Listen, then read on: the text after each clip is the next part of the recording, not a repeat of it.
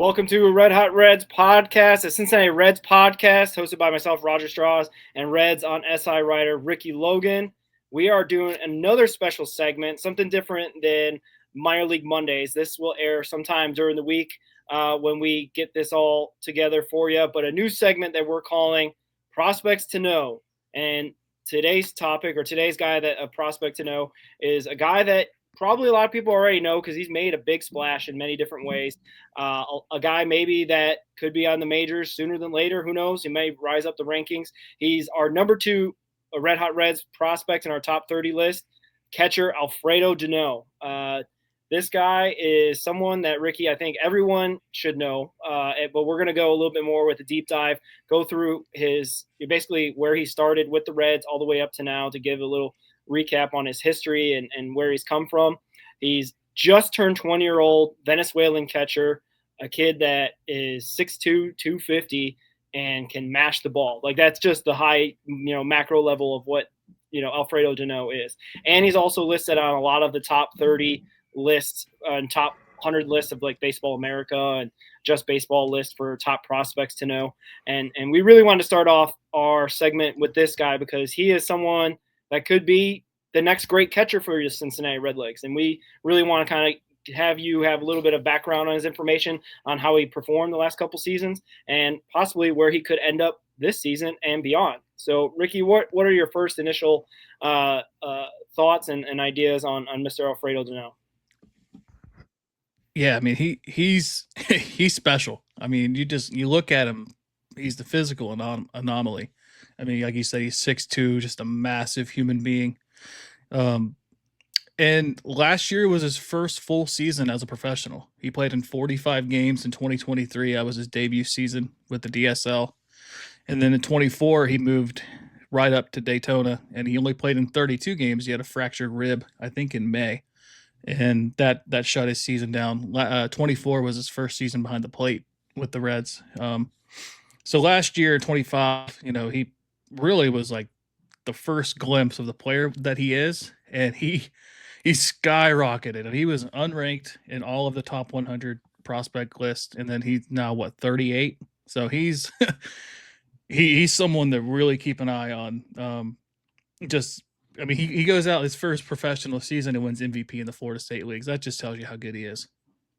For sure. And the thing about the Florida State League that we talk about on our show, and we talk about him and other guys' stats, even going back to like when Jonathan India was playing at Daytona, is like the Florida State League with the humidity and just like the environment and stuff like that. It's harder to hit there, at least like hit extra base hits and home runs and stuff like that. So when you got a guy that's hitting 18 home runs in 132 games or whatever in the Florida State League, that's like you go to Dayton, probably that stands out. That's 30 plus, right? Or something along those lines. So we're really excited to see what he's got going forward, because if he's the MVP of the Florida State League, which is that notorious kind of stat suppressing type of part of the minors, I mean, yeah, sky's the limit for this guy when he gets a hold of the pitch. Yeah, to kind of run through some of his numbers last year, he led the Florida State League in runs, doubles, home runs, RBIs, on-base percentage, slugging, OPS, walks, extra base hits, total bases, and he finished second in batting average and hits. So, and that's not including how many people are claiming he's actually really good behind the plate too. So he's not just a hitter. Like, he's a really solid catcher, and I think he's going to stick there long term. We saw in the offseason he's been working with Salvador Perez, and that's a good person to work with because that's who I see his game modeled after. Like, I hope, you can only hope, but he looks like a Salvi Perez clone. So he's going to be something special. Yeah, for sure. I asked Prospects Live, a different entity, about what they saw in Alfredo Duno, and they had like a player comp of Shea Langeliers, where he's like an offensive 30 home run type of guy, 28 home runs a year type of guy behind the plate and whatnot. And at first, I wasn't familiar with Shea Langeliers, and I was like, oh, okay, that's pretty, a 3.9 WAR, I think, for the A's last year.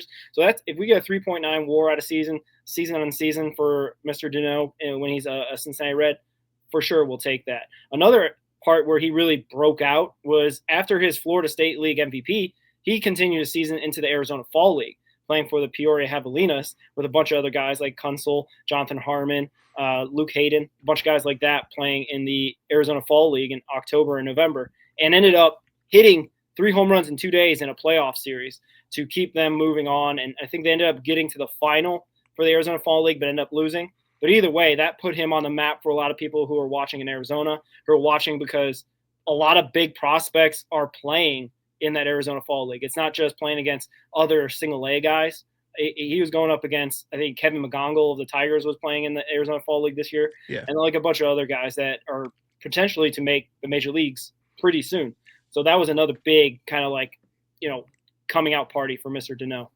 Yeah, like he hit that 3 home run game in the semifinal. Like that, I mean, that's incredible. And like he was one of the younger players on the Reds part of the Fall League. And the majority of those guys, other than Jonathan Harmon, were guys that were, kind of on the cusp of major league roster. Like Kunzel's most likely going to start in AAA. So he's on the doorstep. But you got Leo Balcazar, who's added to the 40-man, Rhett Lauder, who pitched in the major leagues. Am I drawing a blank on who else was there? Jonathan Harmon rehabbing from Tommy John. Mm-hmm.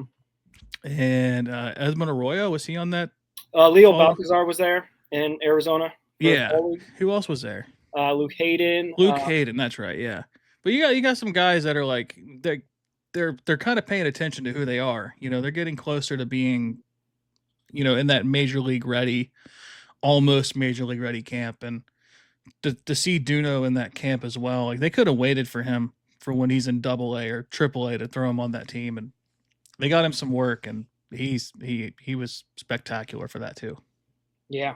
And another point I want to point out for Alfredo Duno is that he is part of that last 5, 6, 7 years of the Reds signing international free agents that has been really successful. And I believe he was a 2023 international free agent signing period and got, I think, record money, reporting a $3.1 million, I think is what I'm seeing here for him. So they knew kind of that he was going to be at least someone to invest in even early on in 2023. So and the Reds have been pretty successful with subsequent signings as well in an international free agent signing.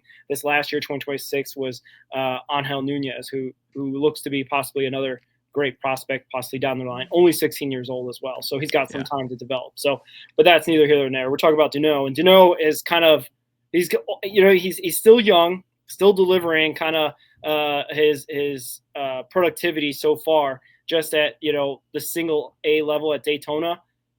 He maybe we really suspect he'll be in Dayton because we kind of have like this.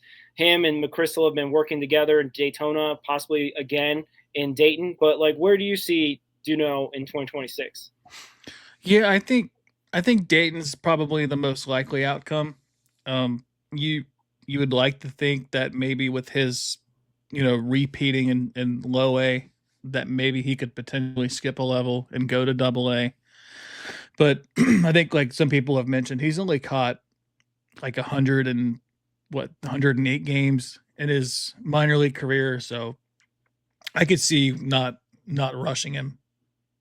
Yeah, for sure. And the one thing they do with McChrystal is that he part-times behind the plate, part-times at first. And I wonder if they'll kind of do that. Like PJ Higgins does that. He plays catcher for AAA and also first. So I wonder if that's something that they have in the pipeline or in the development plan for Mr. Duno, because he's kind of a bigger guy. And, catcher is a very physically demanding position. I'm not saying he can't do it at the major league level. I'm more saying like the wear and tear that we've seen happen with like a Ty Steve, at the major league level. He's had his injuries, and you don't want necessarily, to have him in a situation that will, put a lot of wear and tear on his body. So we're maybe he'll be like a first baseman. It'd be interesting to see what they do with him in Dayton. If he just primarily is a catcher or not. He's primarily been that or DH in spring training. So it's kind of interesting to see what the development plan looks like going forward. Yeah, it's interesting to see the people that they do have that are catchers in the system that are doing that. I wouldn't mind it, but then like we also would need, because with Tyler Stevenson, his last year potentially being this season, we don't know what's going to happen next year with the CBA and stuff. But other than Trevino, we really don't have a major league caliber catcher yet. So I'd like to see him get as much time behind the plate as possible, just to know what we have. Know what you have with Duno, as trying to find a rhyme there. Yeah, well, we already got the rhyme earlier in that. But yeah, this guy is definitely he's the presumed number one prospect for this Reds organization because we, have Sal Stewart probably starting every day at first base or DH or wherever they put him at the major league level. So he'll graduate off that list. So he'll be the number one prospect for a while. And a lot of prognosticators obviously have some different numbers of when he's actually going to come up. Some say 27, some say 2028. Ricky, where do you fall in that? Like, when is Alfredo Duno going to debut as a Cincinnati Red? Well, depending on the CBA, you could see 27 like as like a September call up kind of thing, but I think most likely I think it would be 2028 would probably be like out of spring training. Yeah, I'm leaning on the side of I've seen a good sample size of him and what he can and can't do. And there is this kind of gap, like you talked about Ty Steve on his last year of control, Trevino only being the real catcher in contract that has a contract in 2027. And you got some guys in AAA that are, they're kind of they're decent depth, but they're not like someone you're banking your future on. Exactly. So we will see. I think he might have a pretty decent rise this season, starting, I think, in Dayton, probably getting to Chattanooga sometime mid-season or earlier, and then maybe knocking on the door at AAA toward the end of the year. So that's kind of my prediction. So I really see him debuting in 27. Not maybe opening day, maybe depending on what that season looks like. That's also another X factor. Like you said, the CBA talks could end up pausing the season or delaying it very far, down the road. And who knows? Yeah. We don't want to get too far down this because it could be dark to think about what the CBA could look like. But I say 2027 sometime then is when I think we see Alfredo Duno as a Red. Yeah, so we can kind of paint the path on that. So we have, was it Connor Burns on the IL starting out the season? It's pretty significant IL, right? Is it? I don't know if it's. I think it's a 60 day. So you're looking at, I'm assuming Cade Hunter probably in that range of AA, AAA catcher. Yeah. You got Banfield, I believe, still in the organization. Troutwine. So those are like your AA, AAA catchers. But then but they're not catchers that are like, oh, these guys are gonna set the world on fire at the major league level. I think Connor Burns is the one that they're kind of most excited about out of those four. Yeah, but I mean, PJ Tucker did have the walk off. The PJ Higgins, yeah, PJ Tucker, NBA reference. PJ Higgins had the walk off grand slam the other day. So I mean, like, he's got some pop in his bat, but he's also a little bit older, right? So you're not looking at someone that you're banking your future on. But like Duno, like, let's paint the path on that. Let's just say he starts out the year in Dayton, is on fire, right? Let's say he comes out of the year like a Sal Stewart last year in Chattanooga. Yeah. And he's doing really good behind the plate. You could see him in Chattanooga by June, maybe. Let's just say June, maybe around the All-Star break, July. And then he is on fire in AA. Maybe they kick the doors on AAA in September, give him like that, cup of coffee in the last few weeks of the season in AAA. And if that works out, you see him starting the year out in AAA next year in 27.